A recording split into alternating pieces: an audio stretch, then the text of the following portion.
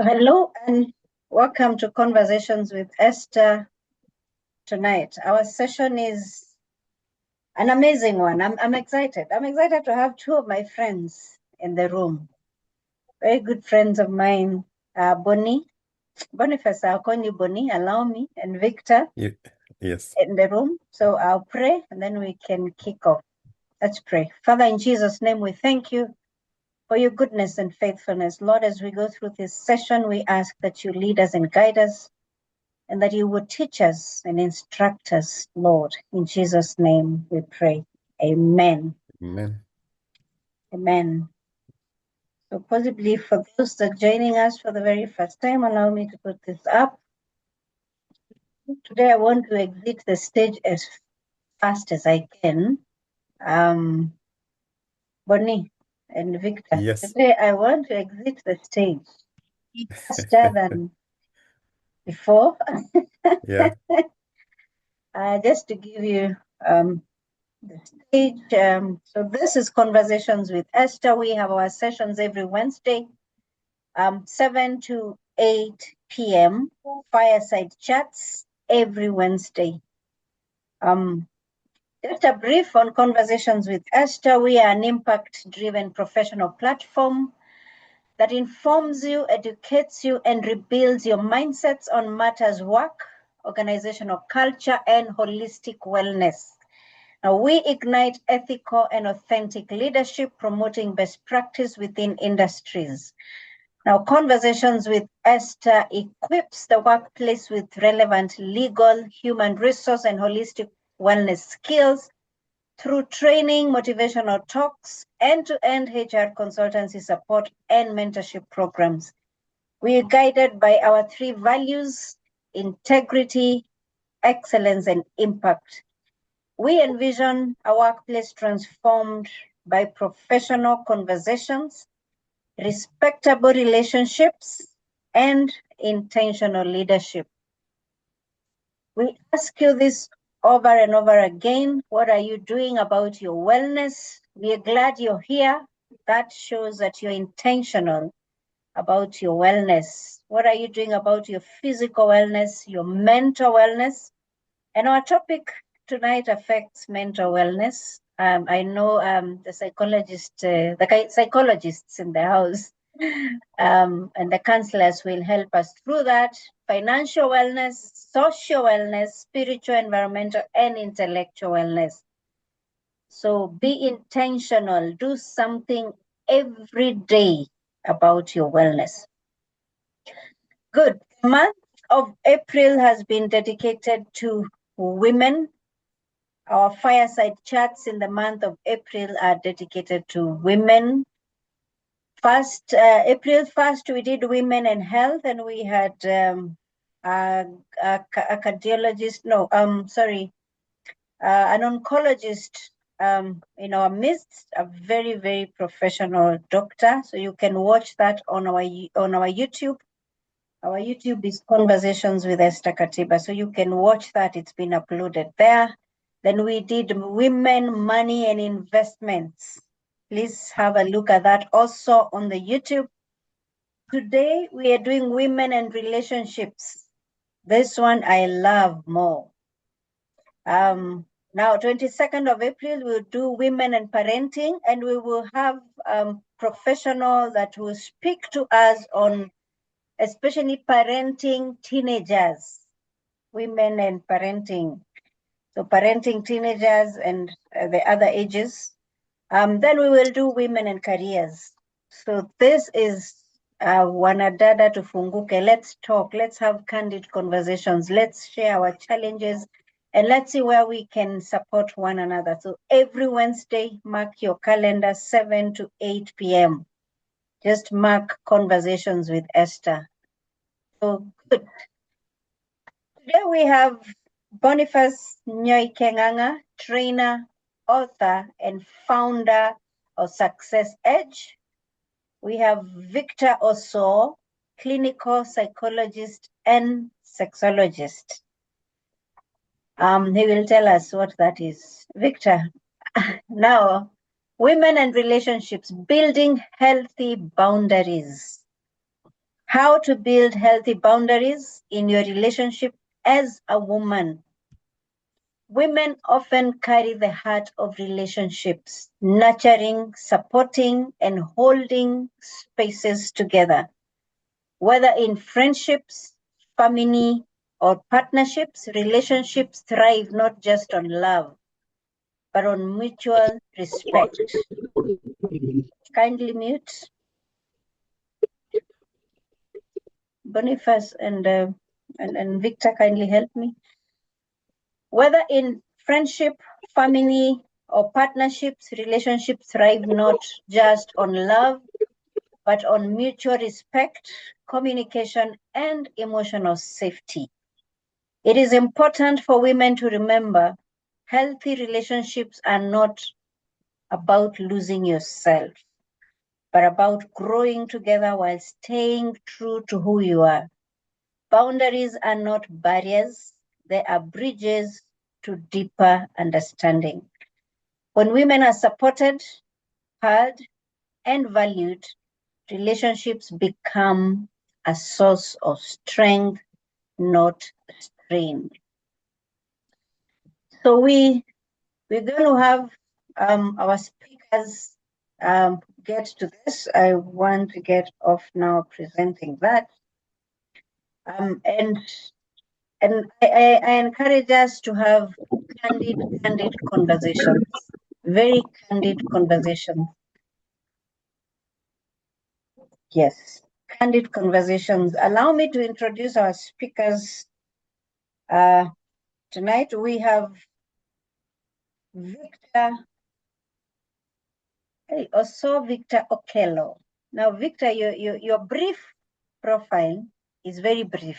It's very many pages. It's very brief. So I will do a bit of it just to give a highlight. Victor is a Kenyan-born mental health and psychosocial support specialist practicing in Kenya. He is popularly referred to as Oso by his close associates. He is currently pursuing his PhD in counseling psychology at Kenyatta University.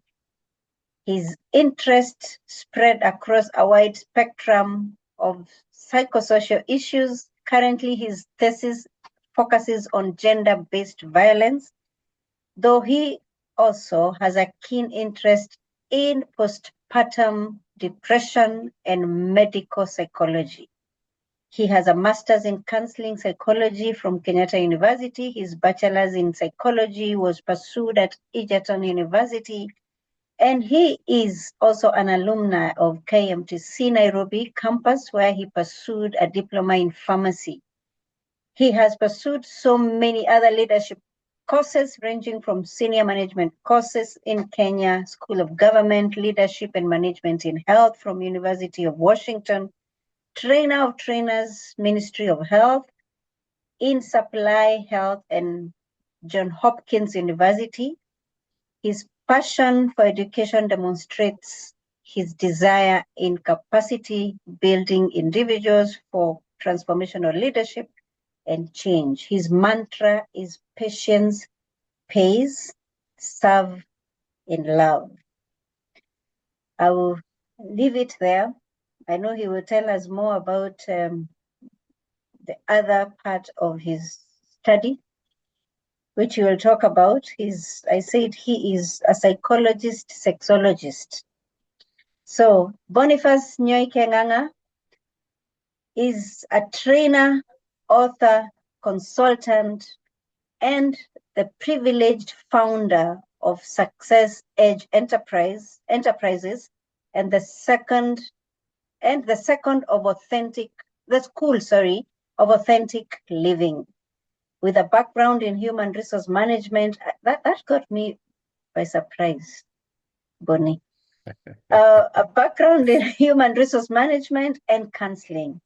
He is passionate about creating life skill solutions that empower authenticity, growth, and excellence. He does this through training and consultancy, personal and group coaching and mentoring, keynote addresses and online programs, authorship and content creation. His work in capacity building has allowed him to travel widely, both in Kenya and several African nations, empowering people from different walks of life in companies, nonprofit organizations, schools, and churches. As a family man, he has been married to his wife, Mary Gonyo Nyoike, and they are privileged parents of 3 wonderful champions, Jeremy, Jaden, and Jewel.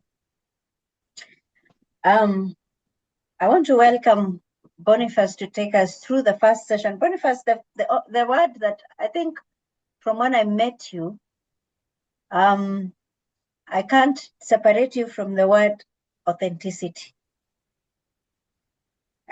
I have had several sessions in the corporate space with you and in the church and different spaces. So welcome. All right. Thank you, Esther. I'm very happy to be here tonight. My only complaint is that I wondered, how do I handle this subject of boundaries in 20 minutes? It's worth a whole day seminar, perhaps several days. But then 20 minutes is what we have. Let's see what we can do with it. When you hear the word boundaries, I'm sure you think about simple things like a fence, you think about simple things like something that protects, right?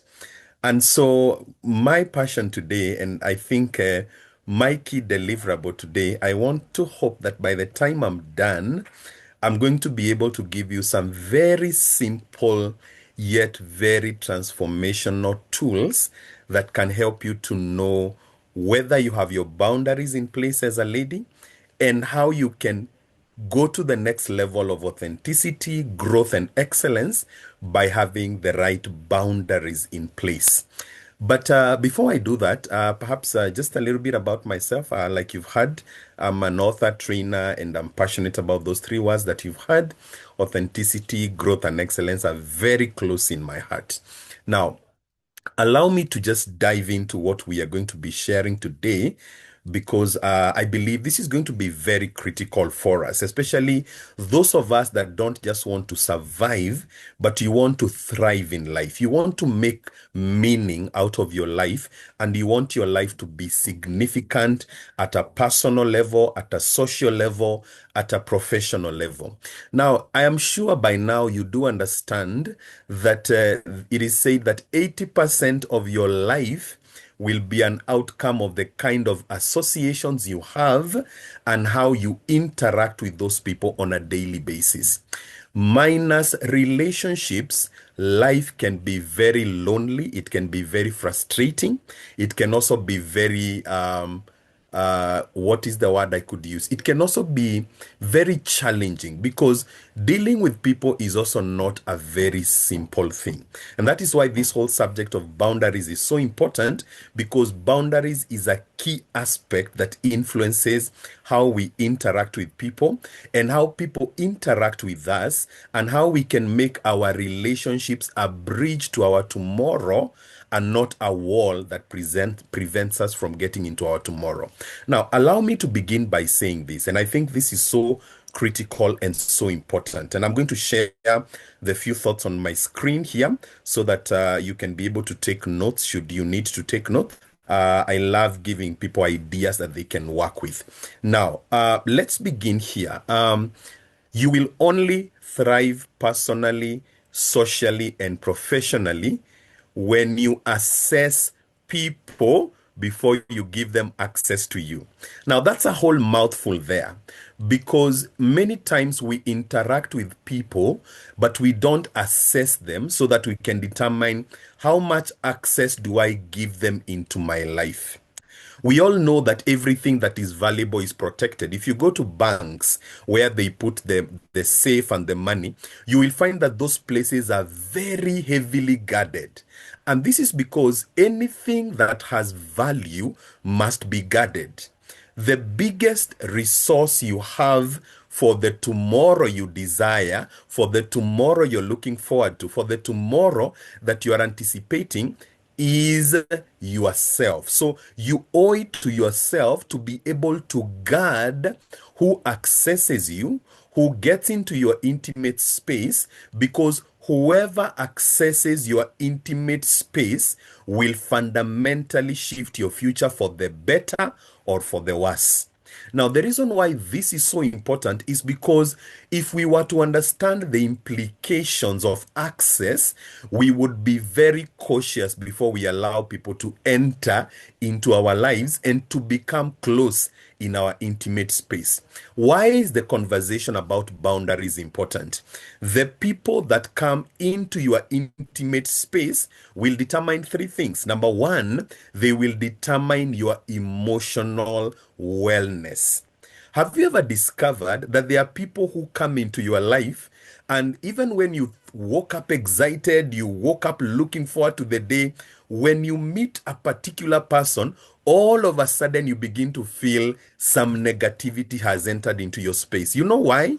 Because the people who enter into your intimate space, the people that you give access to, will determine your emotional wellness. I like telling people that there are people who you allow in your emotional space, and they bring what is called emotional poop in your mind and in your heart. In other words, they bring toxicity, they bring negativity, they dampen your passion, and they curtail your ability to be well emotionally. The reason why you need to take this conversation about boundaries so seriously is because your emotional wellness anchors on the people you give access. You give access to drainers and toxic people, you will struggle with emotional wellness. You give access to people who are high value, you give access to people who are great resources in your life, you begin to nurture your emotional wellness. So, number one, the conversation about boundaries is important because your emotional wellness anchors on it. But then, number two, why are boundaries important and why is this conversation important is because the people you allow access by reason of opening your boundaries to them, they determine what I call your excellence possibilities, right? They determine your excellence possibilities. Please, I think there's somebody who needs to mute so that we don't get distracted. They determine your excellence possibilities. There are people who you allow in your life and they compound your mediocrity.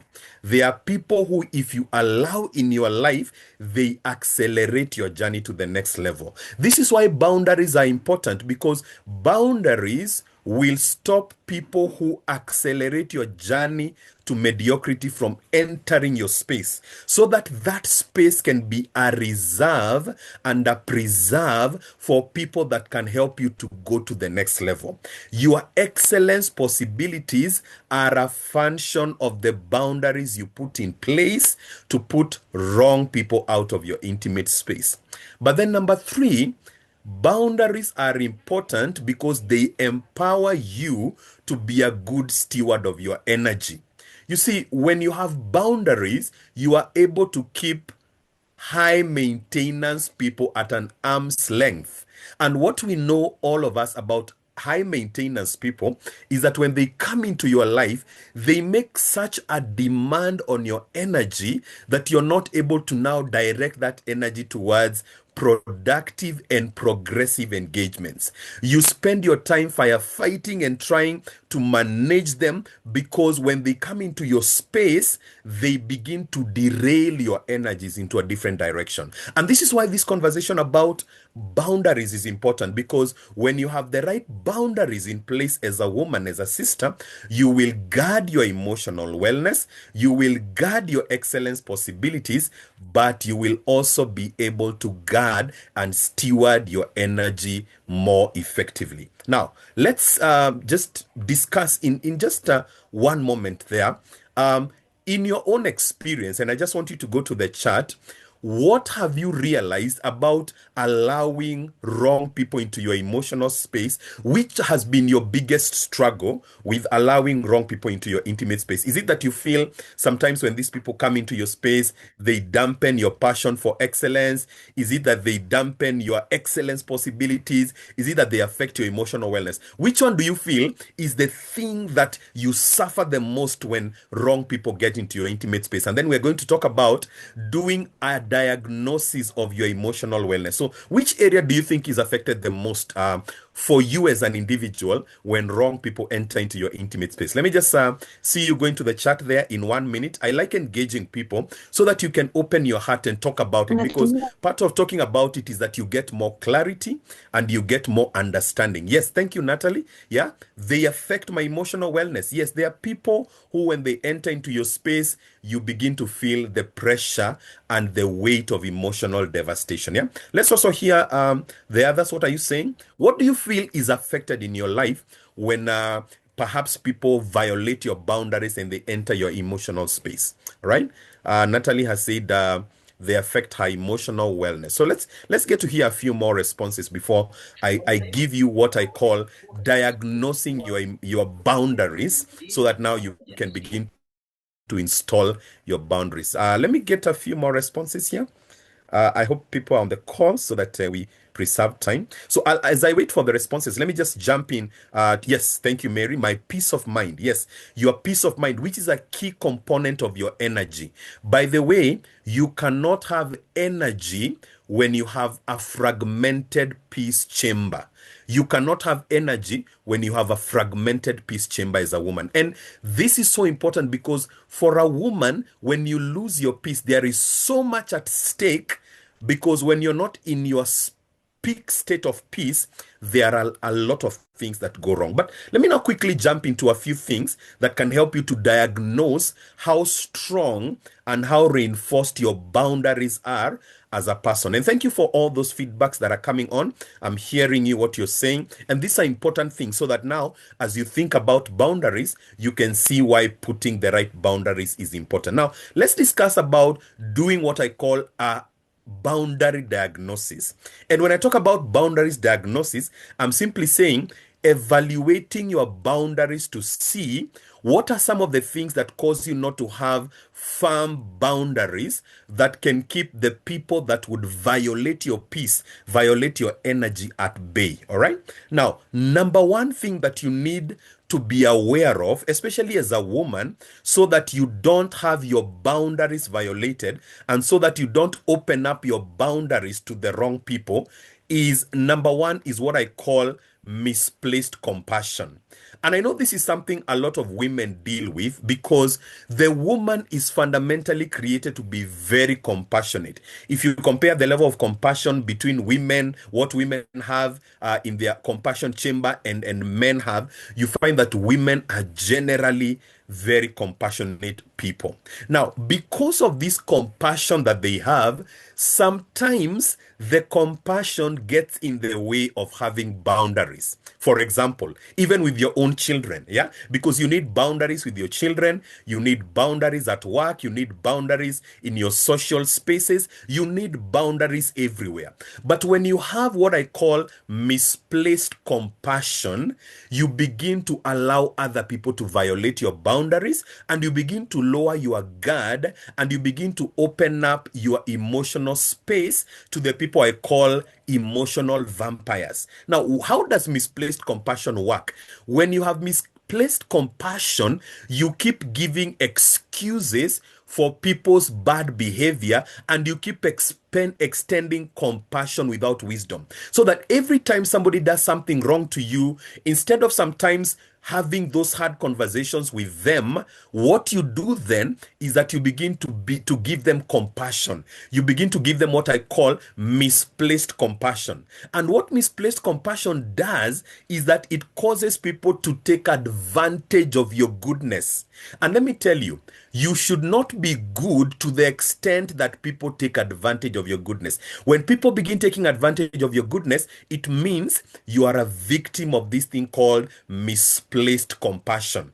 And I've seen women have this even in marriages that are abusive. Sometimes somebody is in an abusive marriage, and I was talking to a lady some years back, and she was married to this pastor, and the pastor was not working. Yeah, he was showing up on Sunday, of course, doing what he does on Sunday. But during the week, the guy is not working. During the week, the guy is violent. During the week, the woman has to work her back off because this guy won't step up and become the man she wants to be. So I asked this lady, so I mean, why haven't you, engaged somebody to try and talk to this guy?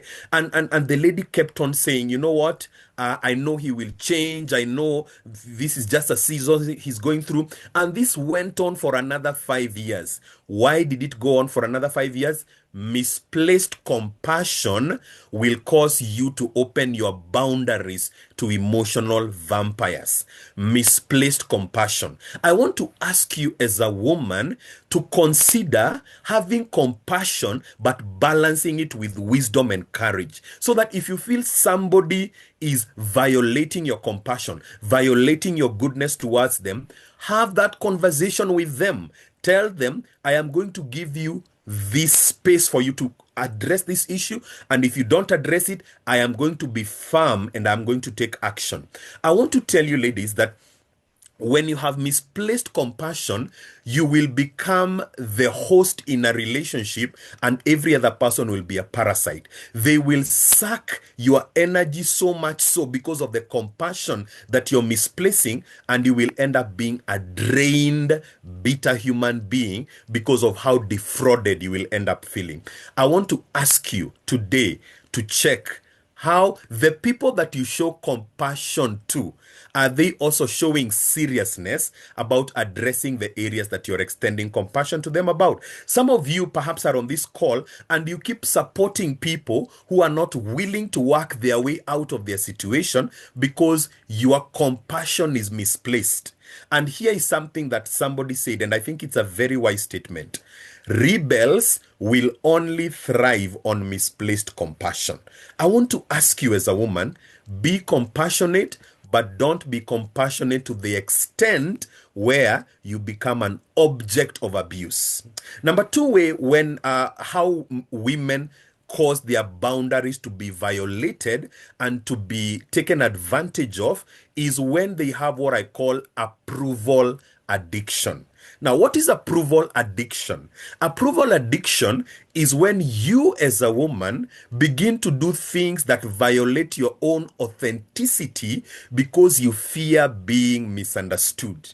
Now, let me tell you something that I want you to remember and never forget. The day you decide to have boundaries, you will be misunderstood by people who have been trying to violate your boundaries.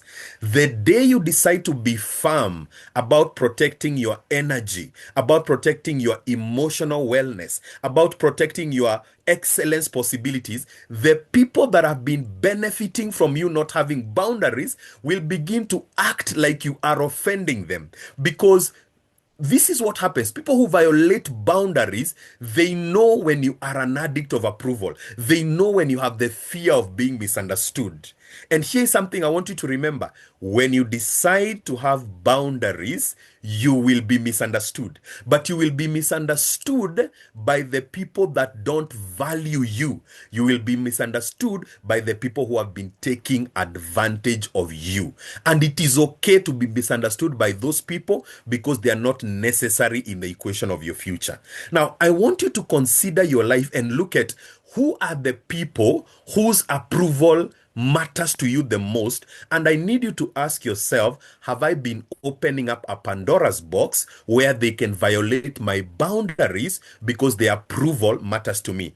And I see this a lot, especially in religious spaces, where women get taken advantage of by religious leaders, because sometimes for a woman, especially if the home is not working, for the woman, she craves for the approval of her spiritual leader. And so what some of these spiritual spiritual leaders do is that now they begin to take advantage of you when they realize that you value their approval.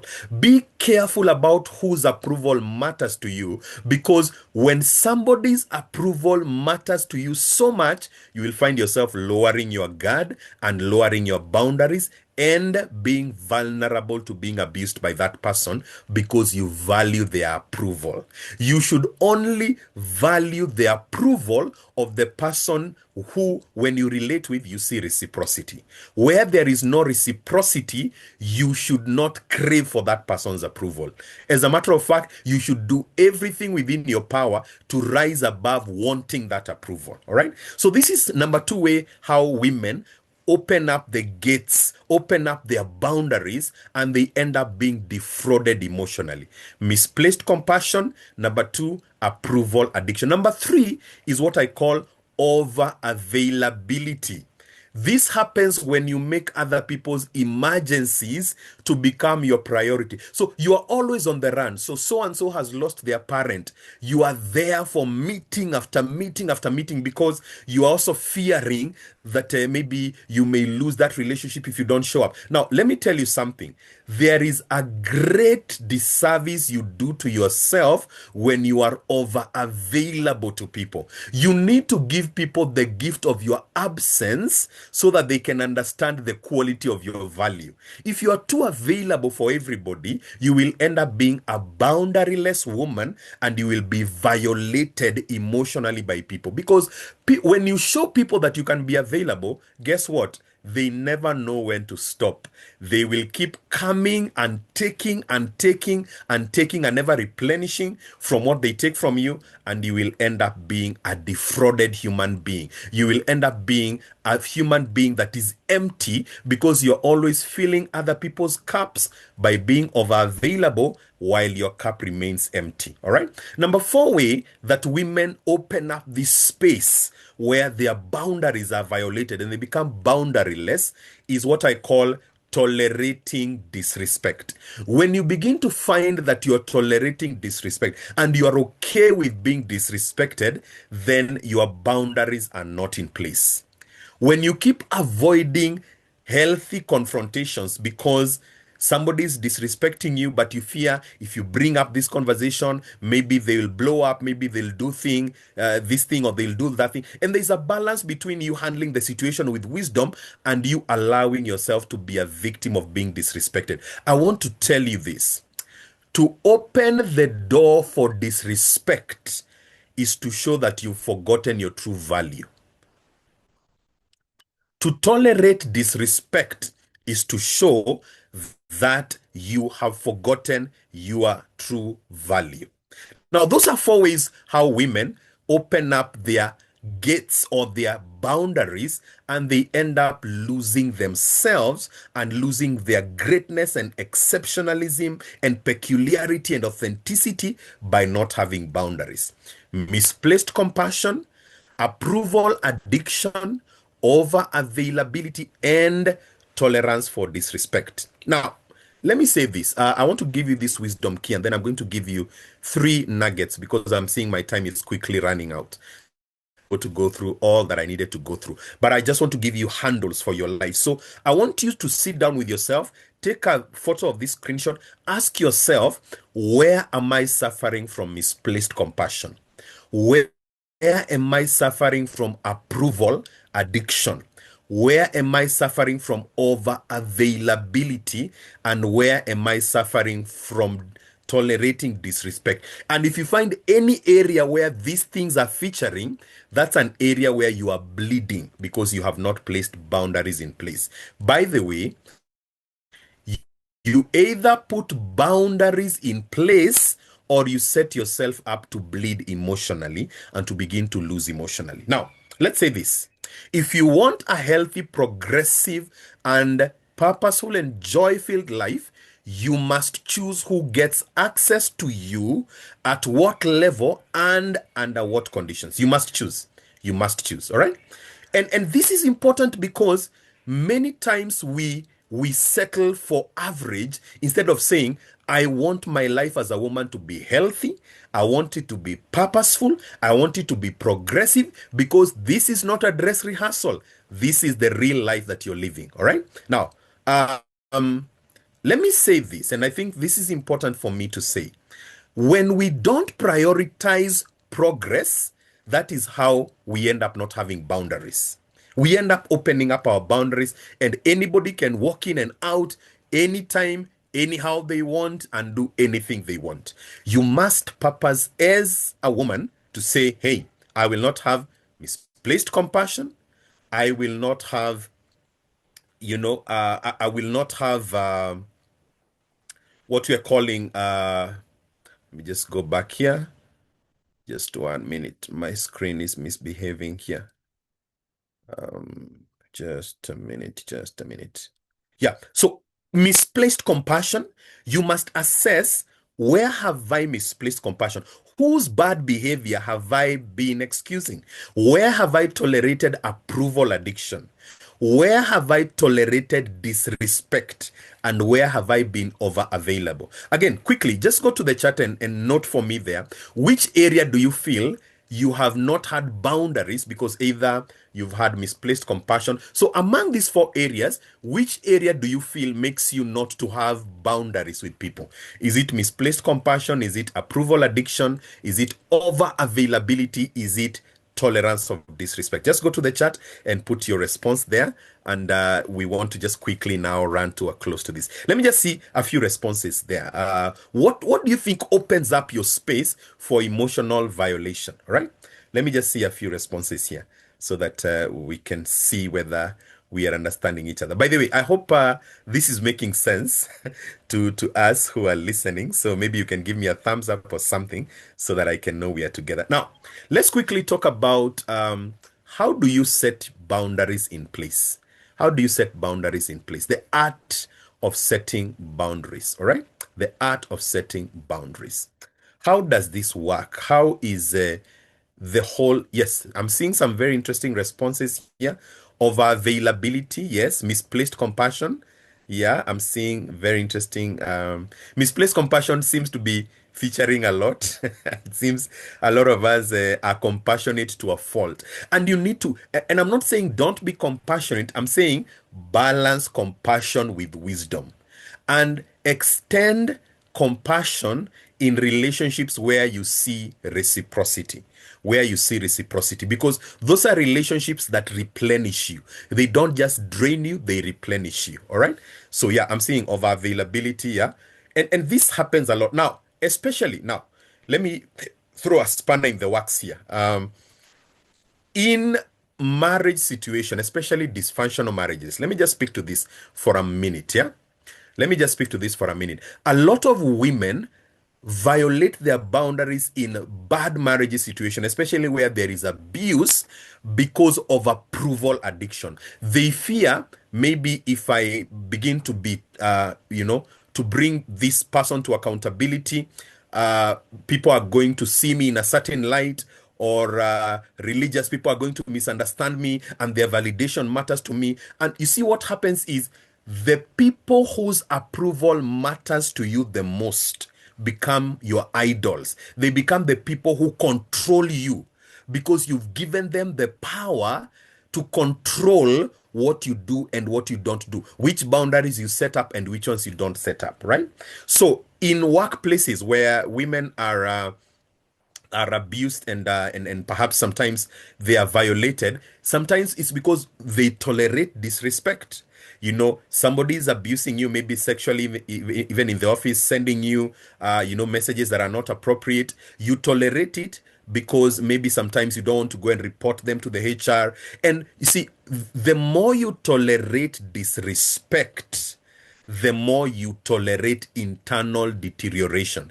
There is no person that tolerates disrespect that can thrive internally. The moment you tolerate disrespect, you begin to cave in internally, and it's only a matter of time before you will crumble. Now, because I don't want to take too much time, allow me to quickly talk about what I call the art of setting boundaries.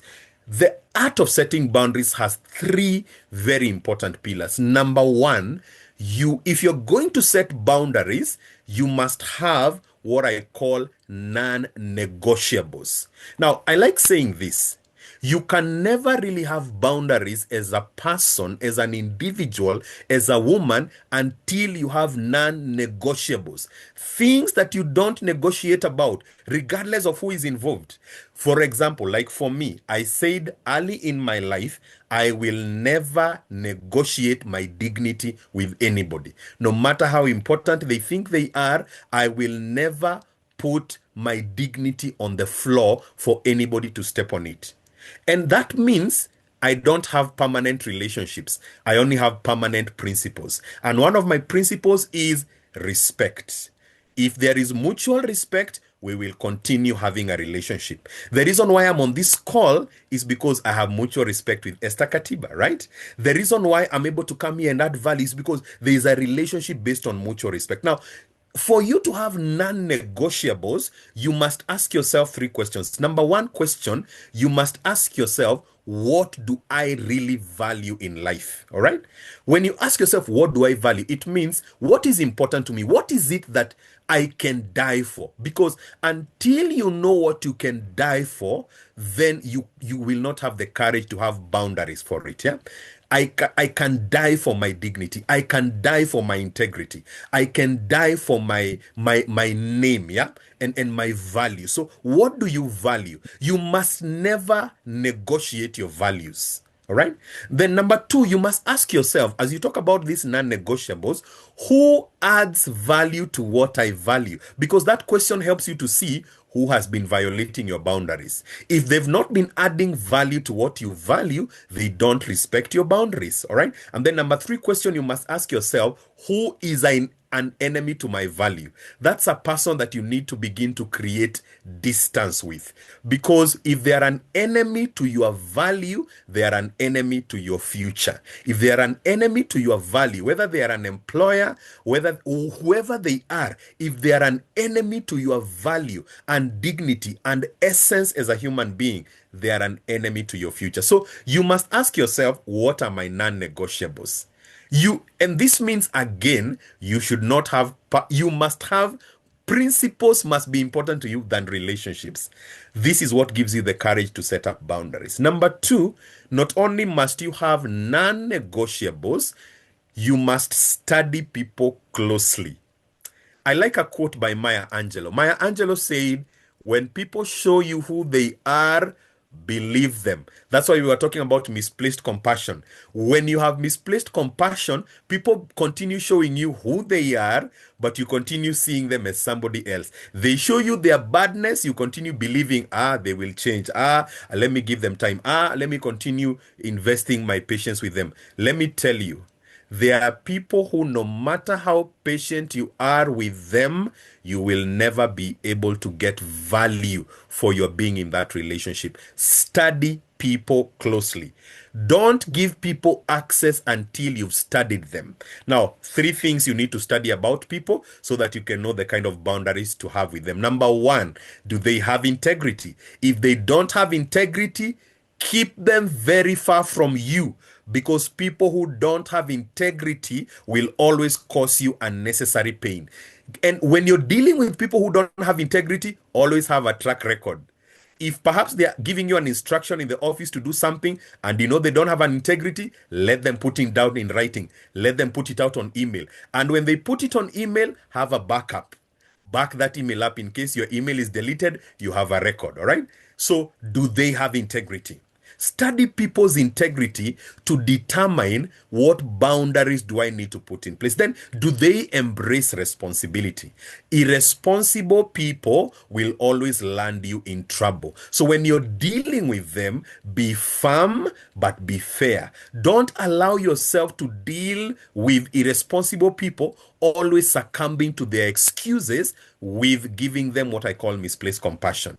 If you continue excusing them for their irresponsibility, you will continue carrying a load on your back that you should not be carrying. All right. There are people. I remember one time I confronted a young man who was having a drinking problem and he kept not taking responsibility. And I got to a point and I told him, you know what? I cannot continue following up with you because if you cannot take responsibility for your life, you are a liability in my life. So you will not hear from me again until you take responsibility. Number 3 question you need to ask yourself as you study people: do they pursue maturity? If you don't see a consistent pattern of growth, limit your interaction with that person. They will be a load to you. They will be a liability to your future. You must never lower your boundaries to continue giving room to people that don't value growth. You know why? People who don't value growth will eventually cause you to groan. People who don't value growth will cause you to groan.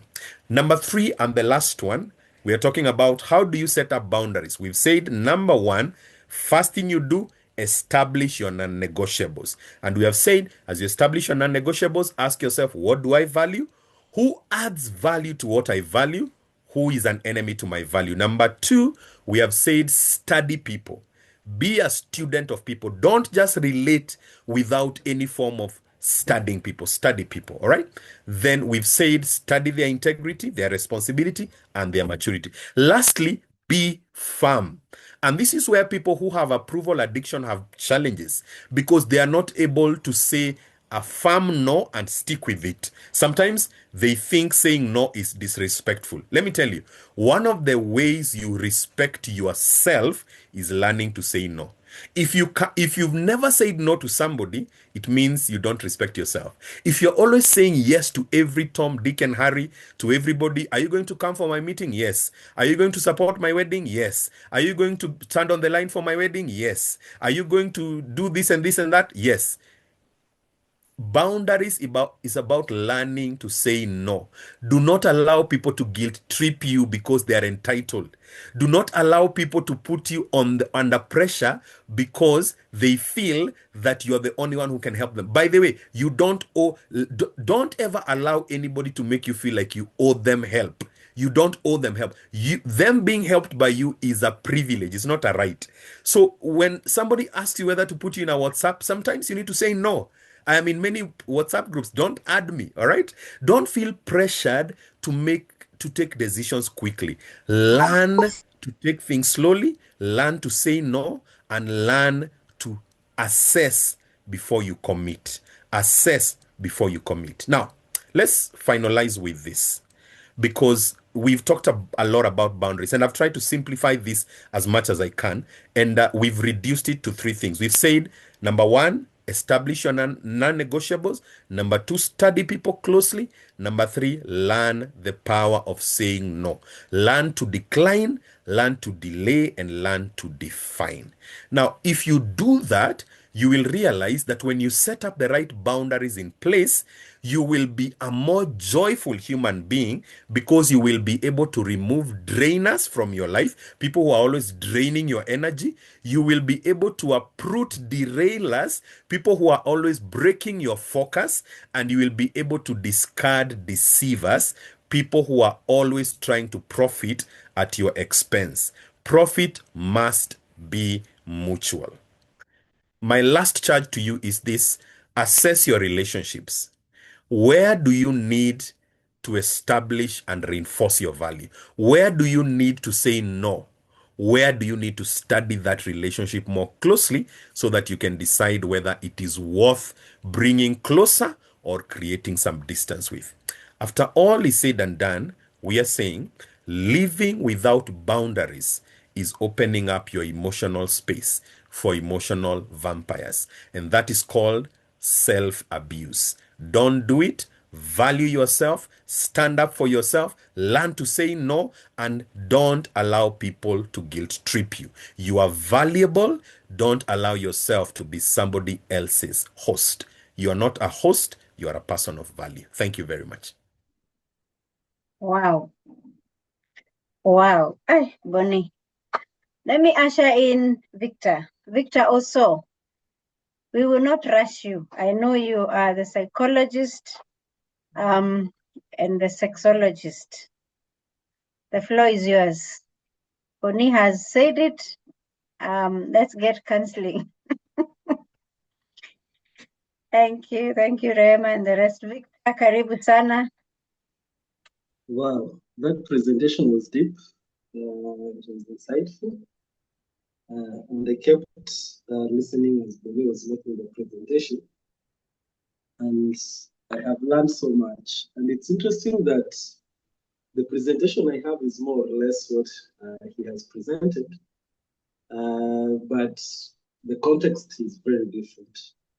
And one takeaway that I'm getting from the conversation that we just had is assess before you give access. Assess before you give access. That is one thing that I'm taking home. So I have a presentation here. And maybe you can tell me how many minutes are you giving me? You know, I present and I like presenting within the time limits and limitations that I have. So maybe you'd want to guide me, Esther. We are very touched. I feel like we need more of this. I don't know whether the audience will give you the next 20 minutes. Are you okay? Yes. I pray and beseech asking the audience. Yes.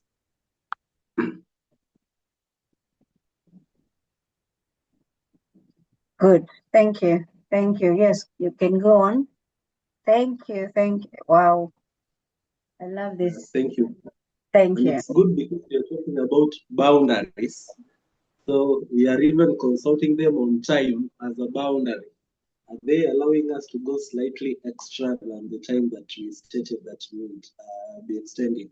So going into the flesh, building healthy boundaries. Boni has explained to us when and where the rain started beating us. So how do we know that our boundaries are too flexible? And I want to take us back and ask ourselves, if you find that you are allowing people to really crisscross your boundaries, is there a place where that challenge began? So we look at the nature versus nurture effect. Then we look at this, those of us who have flexible boundaries. Is there a chance that your parenting could be contributing to your behavior now? And or if you're a parent, is there a probability that the way you are parenting your child will result to them having very weak boundaries or very rigid boundaries? Maybe if time allows, we'd want to ask ourselves, as much as you're talking about having weak boundaries and the challenges that that pose, if we decide to have very rigid boundaries, are there consequences to that?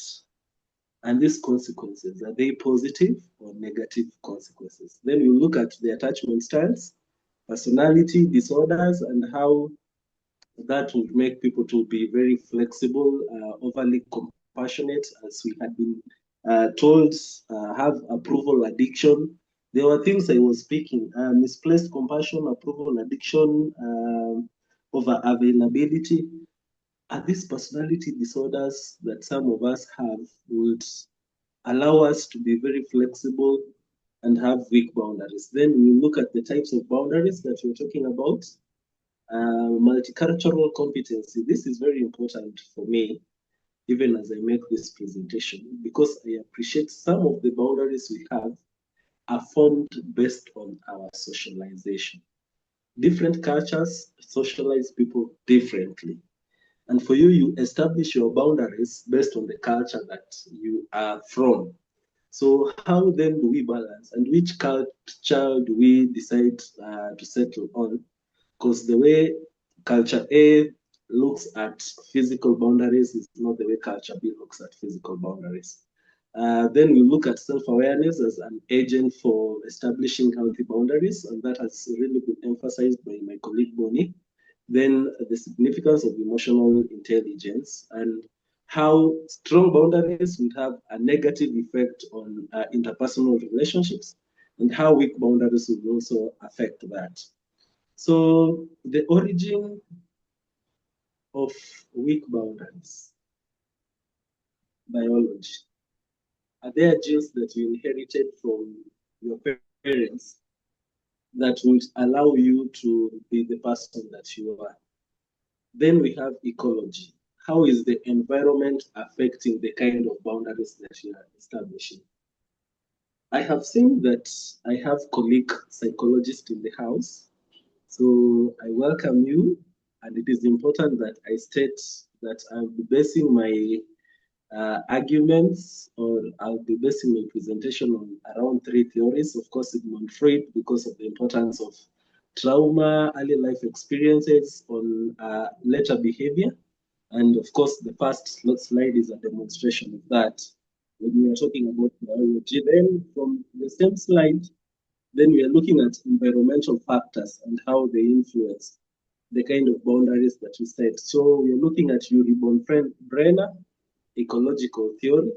Then we'll also look at modeling and social behavior theory, because they also guide the kind of the boundaries that we form. So I'm born to a particular culture. I'm born with weak genes that limit me in terms of setting strong boundaries. Then I come to an environment where, as a woman, I'm not allowed to have strong boundaries. It is the man who decides what is done in a family. It's the man who decides what happens to me as a woman. If it's female genital mutilation, if it's the number of children that I'm going to have, the level of education, when I get married, the environment, how does the environment premeditate the behavior of a woman? So it's very clear and very important that we also appreciate those two components, even as we appreciate that some of us have weak boundaries, some have strong boundaries. So when we're looking at parenting, and if you've read a lot and attended seminars, you have realized that different psychologists say that there are 4 different approaches of parenting. Authoritative parenting, here there is responsibility and there is support. You tell a child what they need to do, you give them space, boundary, the limits. You give them space to do that which they're supposed to do. But they know consequences of their behavior. But you are also supportive in the process. So you don't allow them to suffer alone, but you're not doing it for them. So you nurture them in the process. So they know how to establish independence in the process of growth and development. Then there is the authoritarian parenting. So there is high expectation of these children. So responsibility is there, but support is not there.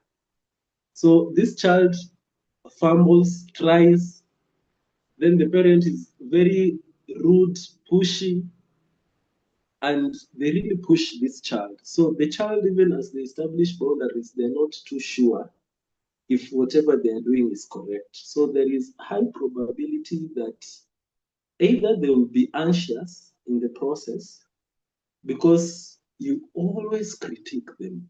And if it's you, maybe you allow me to refer to what my brother had said. Maybe you are overly available. Is it a desire for love because for you found that your parents were not giving you love, but they were more critical of how you're doing things? Are you giving too much now? Are you allowing people into your space so much now because your parents didn't give you that opportunity to learn how to be dependent and to be independent? This is because these parents are extremely harsh on their children. So a lot of responsibility, lack of support. Then we go to permissive parents, free-willed parents, less responsibility, less expectation, and a lot of love.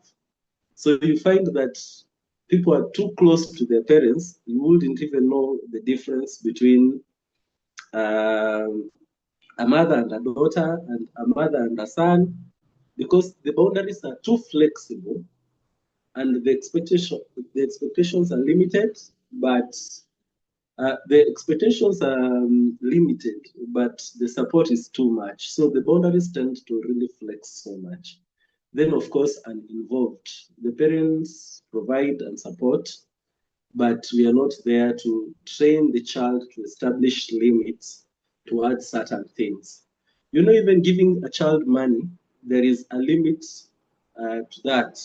In that, if a child asks for things that as a parent you feel they are not priority, you are allowed to deny them so that you teach them that in life there is a yes and a no.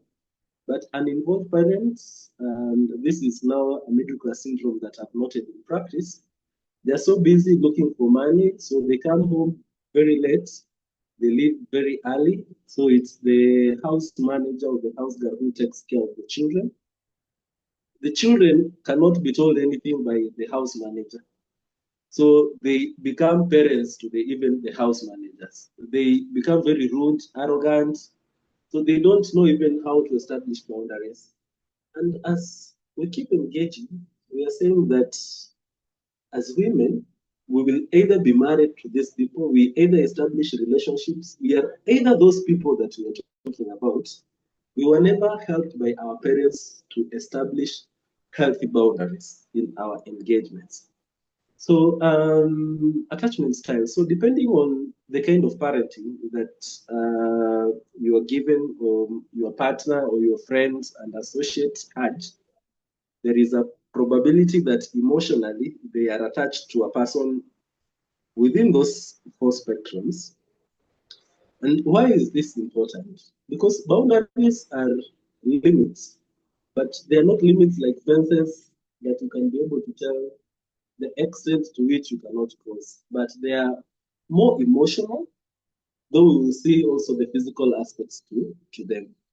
So if I was parented using the authoritative parenting style, science says there is very high likelihood that I'm going to be securely attached. Who is a securely attached person? In the context of the boundaries that we're talking about, this is a person who understands yes for a yes, a no for a no. It's someone who, if I call and you don't pick my call, then I know probably there is something else you're doing, but I expect that you're going to call me back. If I have shared before that I am not comfortable being hugged, especially by a person of the opposite gender, then you'd be, or if you have shared, then I'd be respectful of that and I won't take it personally. So it's a person who has a balanced emotional state and they are able to connect with different people at different levels. So anxious, preoccupied attachment styles. So when you're looking at people raised in that level, probably their parenting style was the authoritarian, the dictatorial parenting style. For them, a father was a symbol of authority that ought to be feared. So the interaction that they have with men is fear. So the boundaries that they will establish with most men is avoidance, or they become overly anxious. Then when they get married or when they get into a relationship, because that is the safest space they have found, they tend to really cling to that relationship or to that engagement. Then we have those of us who are dismissive, avoidant. So this you'll find those who have been raised by uninvolved parents, or also those who have been raised by permissive parents, because it wasn't so clear. Sometimes your parent was supportive, sometimes they were not supportive. Then we have fearful, disorganized attachment styles. Also, for them, it wasn't clear. The parenting style wasn't clear. The parent was either there or they were not there. When the parent was there, they were very firm, very strict, but they were not supportive. So the child didn't really know how to establish relationships. And colleagues, you know, our relationships, the kind of connections, the kind of boundaries we form. If it's not biological, then as we had said, it is ecological. It is the environment. And the environment, most of the time, it's our parents who cultures us, who teach us, who help us to know how to behave around other people and how to manage those boundaries. So if parenting went wrong, then there is very high likelihood that the boundaries that you have established or you are establishing will have issues and challenges. So what am I trying to say? As a counselor, I'll be a bit empathetic and I'll say I won't judge you. If you feel that you're not where you want to be, if you feel that you're overly available, if you feel that you're overly compassionate, the most important thing is to seek help. Because most of the time, it started somewhere. Either you allowed now environment to continue making it worse, post detaching from complete control of your parents, or you just find yourself in that mix because of the trauma that you have gone through. So if attachment is handled well, it is important to appreciate that both parties and the parties to the relationship will have interdependent relationship. What do I mean? It is a win-win for both parties. I come through for you, you come through for me. It's not that I am the one who is only giving and for you, you are not reciprocating the kind of support that I'm giving you. So in terms of responsibility, we all have equal responsibility or the responsibilities that we have agreed upon. But also in terms of support, our support also is equivalent to the responsibility that we have. Interdependency. I need you as much as you need me, but it is not that I'm chasing you. If not handled well, if parenting is not handled well, then attachment, someone becomes anxiously attached, dismissive or fearful, disorganized, then there is a very high chance for an anxious person, they become enmeshed. Who is an enmeshed person? Is a person who is overly involved with someone else. And I heard my brother Boniface when he was presenting, he was saying sometimes even the kind of treatment that you're getting from the other quarter is not worth your presence. But because you don't understand, you don't know any kind of love, and this person has demonstrated some very little amount of love towards you at some point in their life. So you feel that when you give yourself overly to them, then you're going to be able to rekindle that love that seems to have been lost. And this is not only in relationships within the heterosexual relationship, the man and woman relationship, even friends. I see most ladies, you give up so much, but again, you find that you're having challenges when it comes to your other colleague or your friend now giving the same kind of support. So you are enmeshed, you're overly involved in that relationship because at some point in life, it gives you some emotional comfort that you lacked when you were growing up or when you were being parented.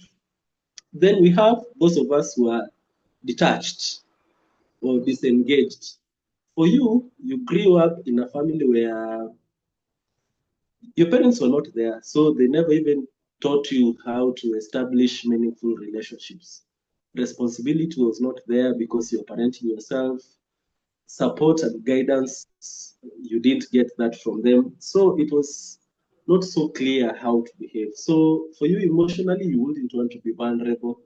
That is why in terms of attachment, then you become dismissive, avoidant most of the time. Those people who had a very challenging upbringing where they took care of themselves, emotionally they'll struggle. So if you find one party is anxious and another party is engaged, the probability of this relationship working out is very difficult. And why am I saying so? This person who's anxious will cross so many boundaries that are established by this other person who's disengaged. In terms of their physical space, in terms of their time, in terms of communication, in terms of even friendships, they will really cross those boundaries because there is a need that they are seeking from that person.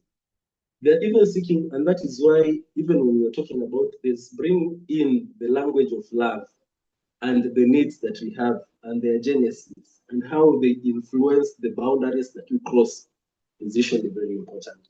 So in terms of personality disorders, I'm seeing time is running out, so I'll try and summarize. Attachment styles will influence the kind of personality disorders that we have, and this will influence the boundaries that we'll establish. So personality boundaries are usually clustered into three. Cluster A, B, and C. Cluster A, most of the time, is suspicion, detachment from engaging with the social environment, superstition with the kind of relationship, mistrust, black and white thinking in terms of relationship. If I call my wife and she's not picking the call, probably she's with another man.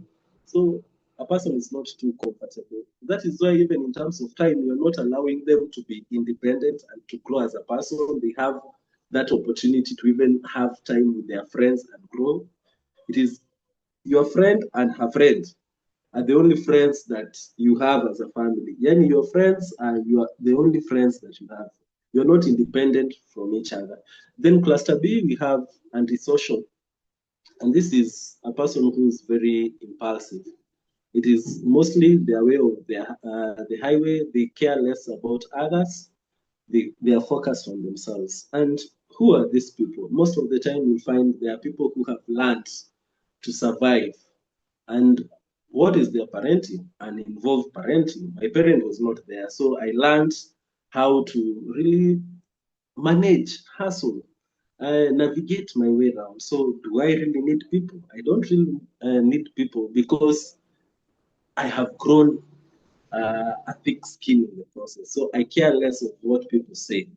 So the borderline personality disorder, these are people who are, their moods are very unstable. And this is important to note that if your parenting style was mostly authoritarian, very controlling and dictatorial, then sometimes you are good, sometimes you are not okay.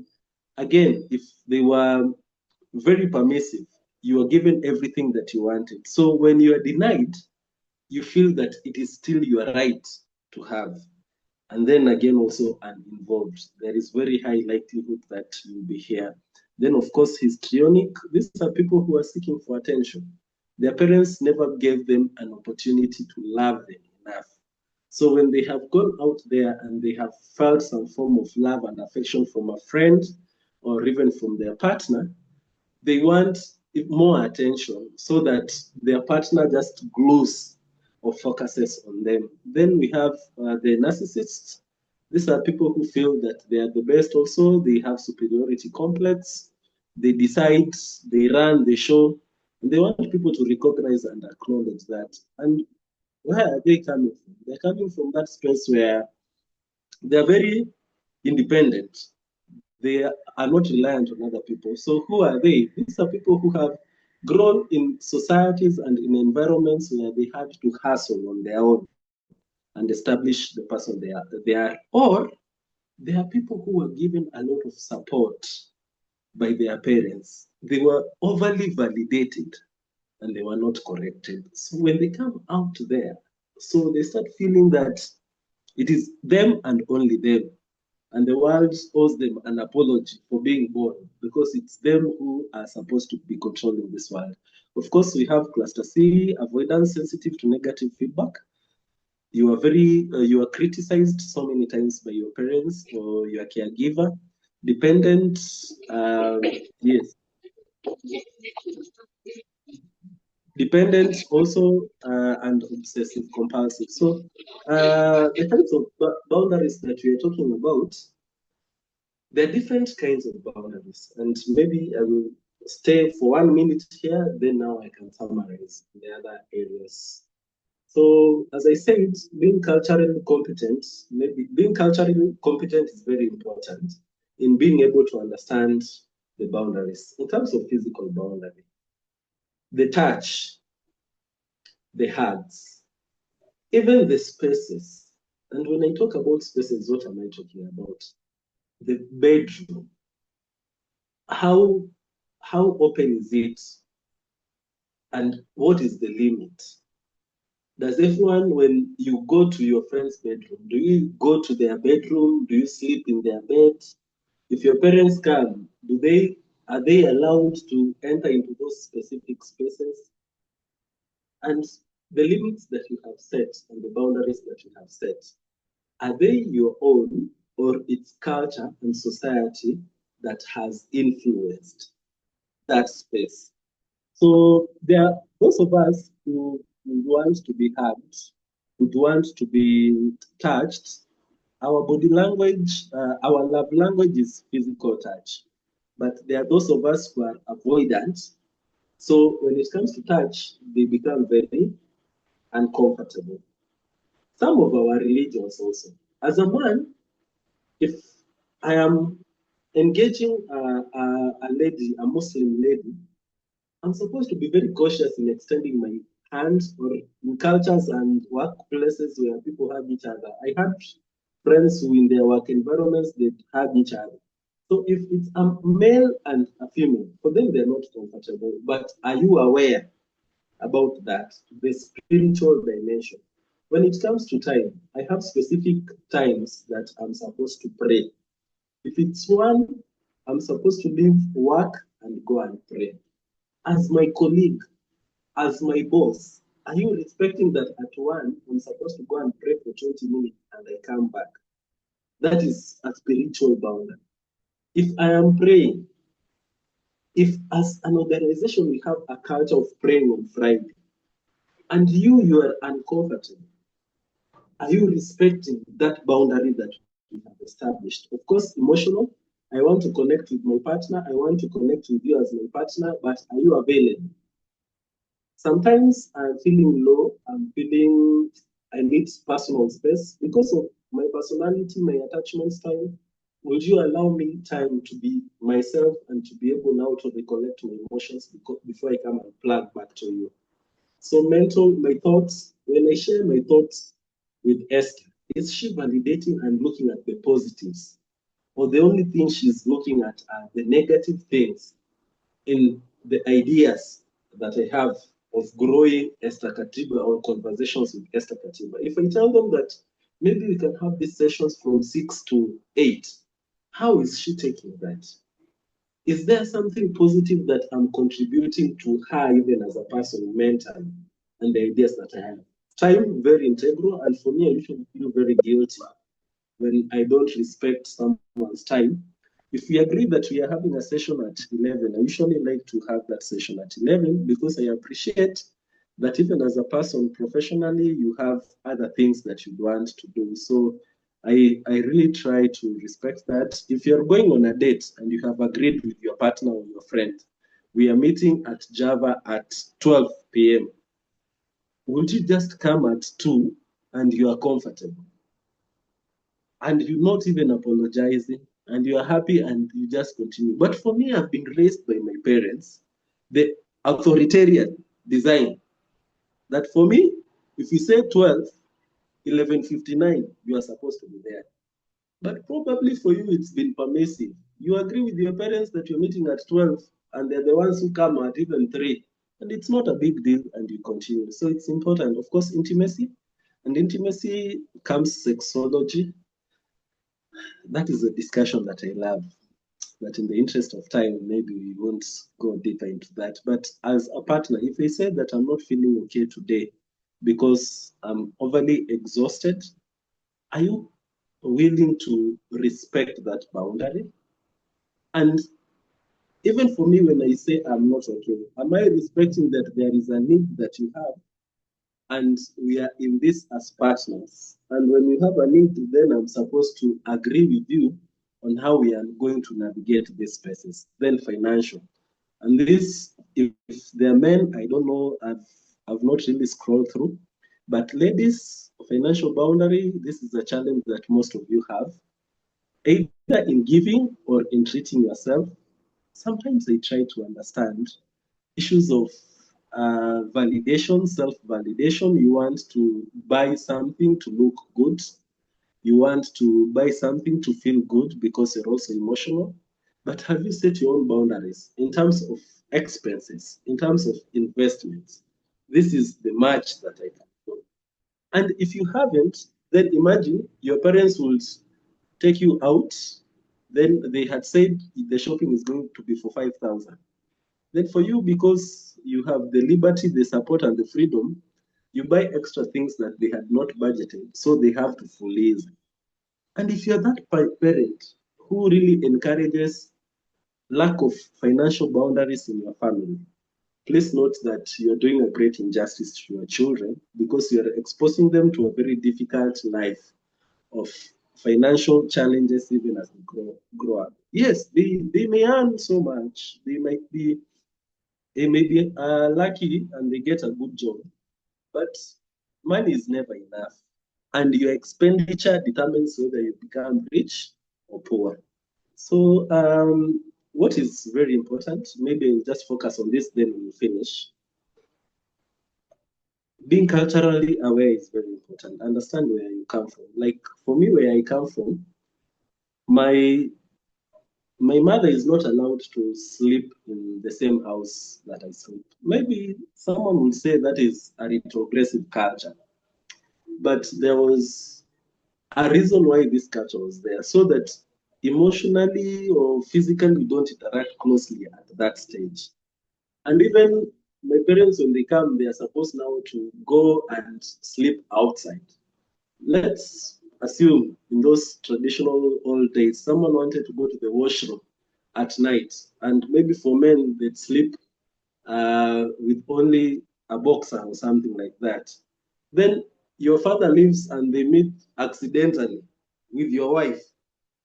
You know that picture. So it is a boundary that was established for a particular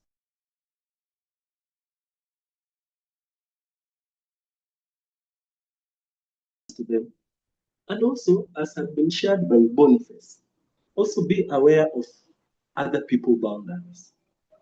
Assess, do you understand the boundaries? And where is the link between your boundary and their boundary? And where can you really strike a balance? How flexible can you push that boundary? Then have an open attitude. This is important since your boundaries are not the only boundaries. And as I said, if you're too rigid, then you will tend to hurt the relationships. Like for you, maybe you've never been hugged by your parents. So you don't know how to connect through hug.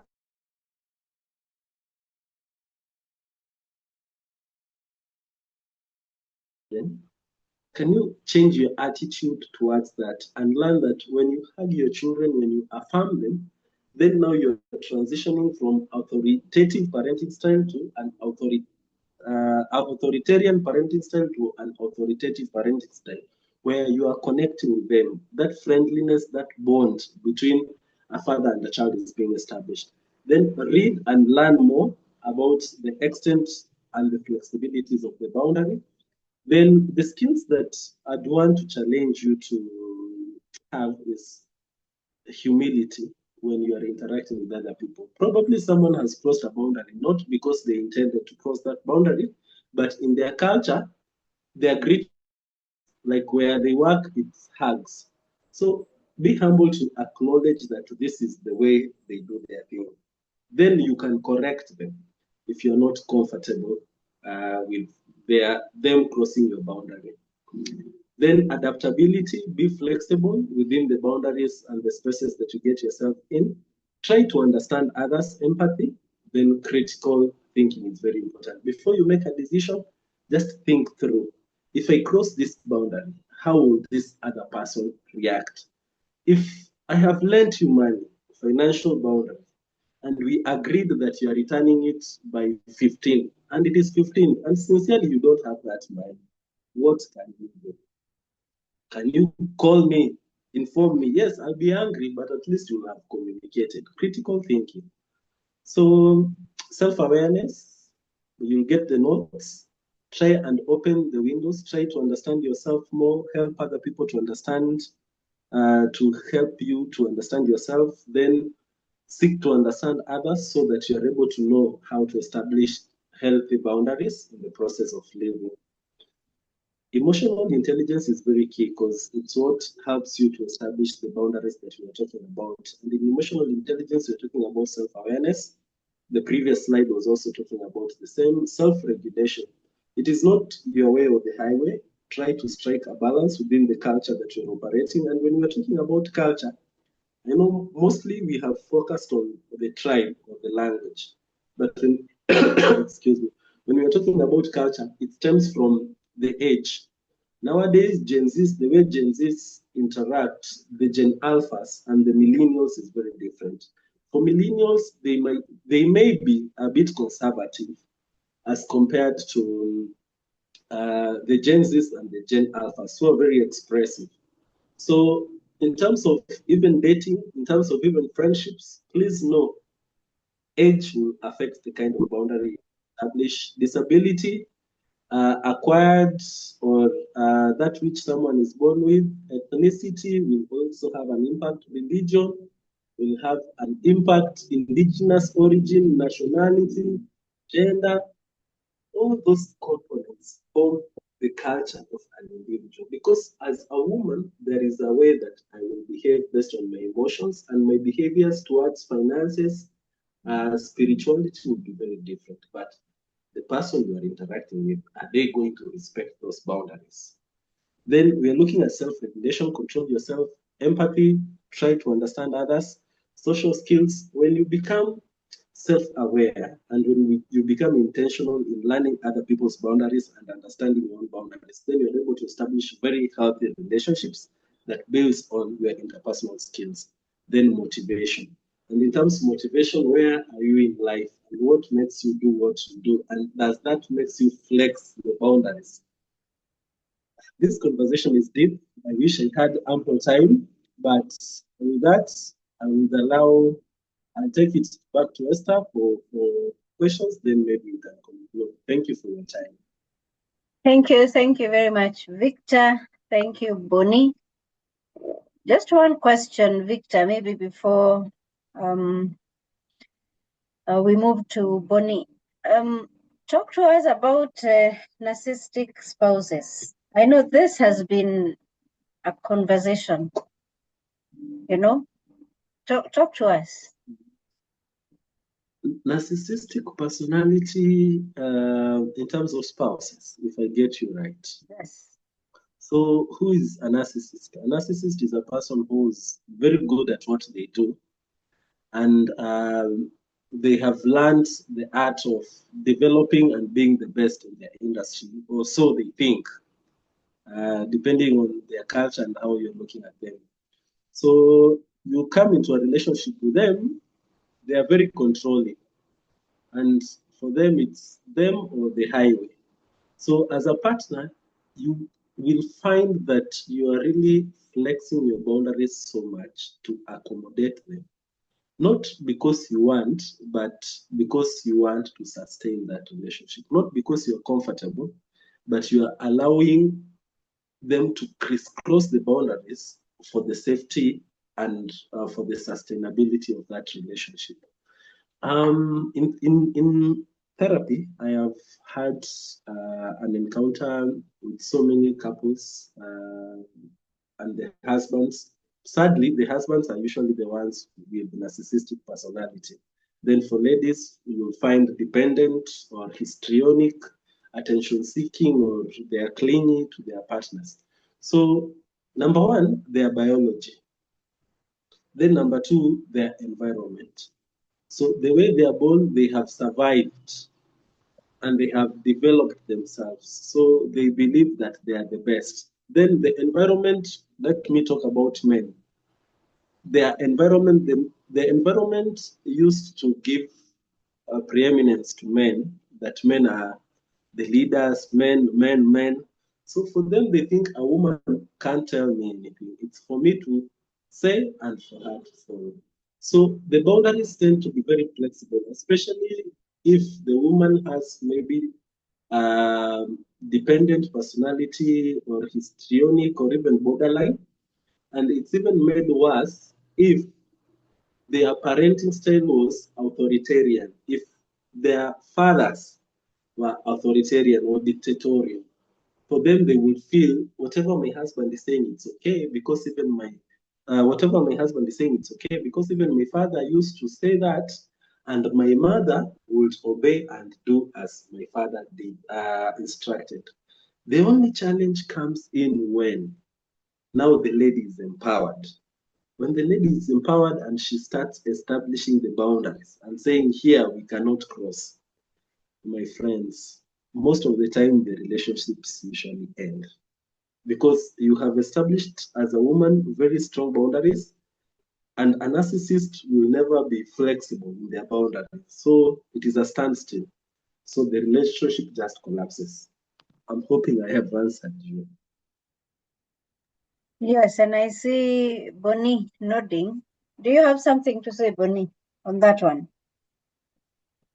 No, I think what he said is absolutely true, because also having talked to people who are in those kinds of situations, again, when the lady becomes empowered and stands up for herself, it goes down south from there. So a lot of grace is usually needed when you're dealing with somebody with that kind of a disorder, narcissistic, and a lot of willingness to take the high road of humility for the sake of sustaining things that may be at stake if the relationship collapses. Otherwise, it's usually a very high maintenance relationship. So, yeah, Victor has said it well. Wow, high maintenance relationship. What? Okay. Anyone with a question or a comment? Someone can unmute. I know our time is much spent, but we can give at least 5 minutes as we close. Anyone with a question or a comment? I know I have seen Faith here. Faith Titus, thank you for joining us. Anyone with? Thank you. Yes, Karibu sana. Faith is a psychologist as well. Anyone with a burning, what we call a burning question or comment?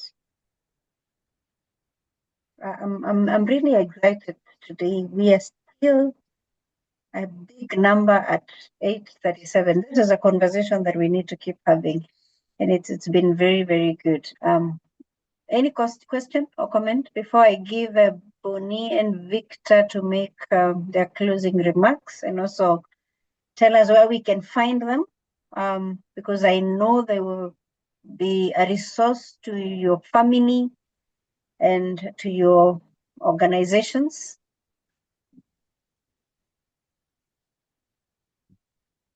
Okay. Victor, you can make your closing remarks and tell us how we can reach you, and then we can go to Bonnie. Thank you so much, Esther, and thank you to the participants who are still holding on. It is my hope that we have learned something.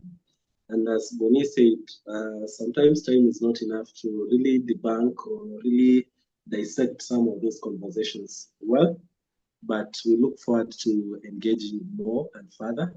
But my takeaway will be, if you find that you are in a situation where your boundaries are not healthy, then you need to start reviewing and assessing yourself. Number two, you need to be assertive by setting boundaries that people you can really communicate and say, here, me, I'm not comfortable, so saying no. Then you also need to respect other people's boundaries. Because if you don't respect their boundary, you don't expect them to respect your boundaries. Then being consistent is very important, so that they know. For Esther, her yes is a yes, her no is a no. So we have shared our contacts, my contacts with you, but I'm also available through Esther's platforms. You can always reach out and we will be able to engage. In terms of sexology, yes, that I do, but my clients would say how good and how bad I am. I wouldn't want to really blow my own trumpet, but I appreciate you.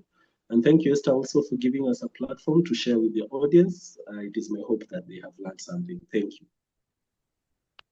Sana, you can maybe you can type in your contacts on the chat so that they can pick from there. Yeah, I see Bonnie has put his as well. So, yes, I know I have referred very many people to Victor, especially couples, and people who need some guidance on the relationship. He is a good, yes, you can pick that. Please, you can take a screenshot of that. That will be important for you. So, Bonnie. Yeah, I think my closing remarks would be number one, awareness through education. Keep educating yourself to learn more about boundaries. There's a lot of information out there that can help you to learn more about this very critical subject. But above awareness, you've got to develop a passion to discover your own dignity. I usually say until personal dignity is discovered, nothing else that is discovered will be helpful, because everything rides on you discovering your personal dignity, personal uniqueness, and real.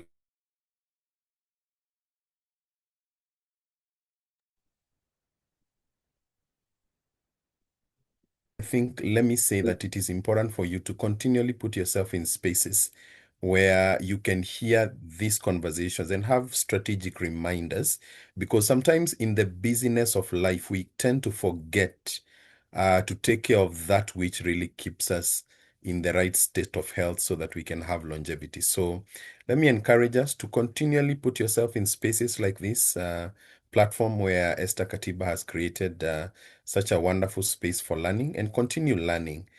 The best way to avert any form of defraud in life is to be informed. If you're not informed, you'll be deformed and you'll be robbed. So keep pursuing information and your life will be amazing. Thank you once again, Esther, for having me. It's been a pleasure to be here. Thank you, Victor. Thank you, Bonnie. Thank you, everyone, for joining. God bless you. We meet again next week, same time, for the next session. I said this month we have dedicated this to women. So next week we are doing women and parenting. Please come and learn how to parent your teenagers. It's becoming a big issue. So we will talk about women and parenting, and then on 29th, women and careers. So see you on Wednesday as we talk about women and parenting. Thank you. God bless you, and good night.